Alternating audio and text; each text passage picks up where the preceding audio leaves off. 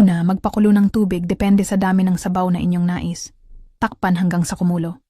Makalipas ang ilang minuto ay kumukulo na.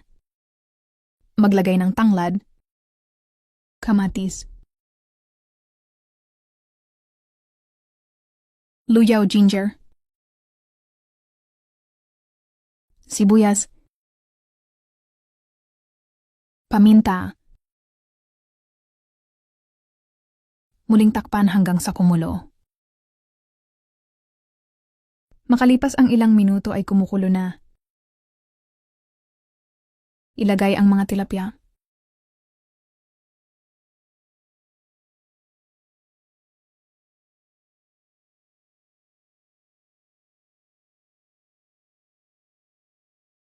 Muling takpan hanggang sa kumulo. Makalipas ang ilang saglit ay kumukulo na.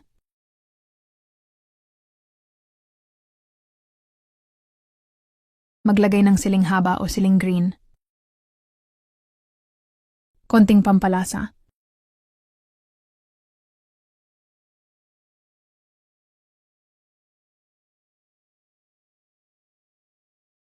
Asin.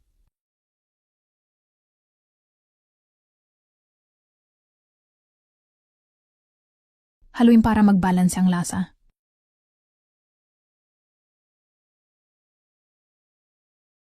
Dahan-dahan lang sa paghalo para hindi madurog ang mga isda.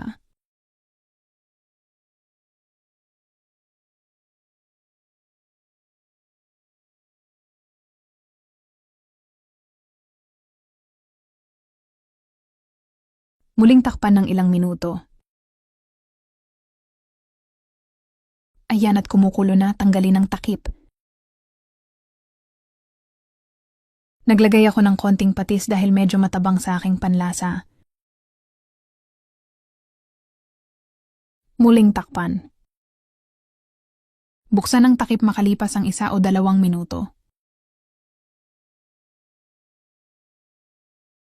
Ilagay ang mga dahon ng pechay. Maaari ding gumamit dito ng repolyo depende sa kung ano ang mayroon sa inyo.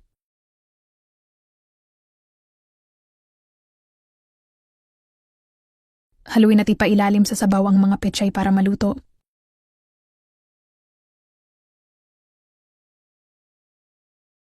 Dahan-dahan lang sa paghalo para hindi madurog ang mga isda.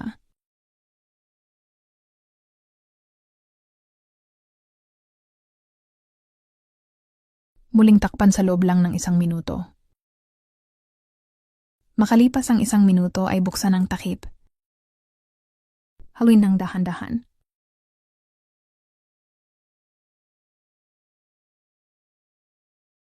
At sa wakas, luto na ang ating masarap na sinabawang tilapia.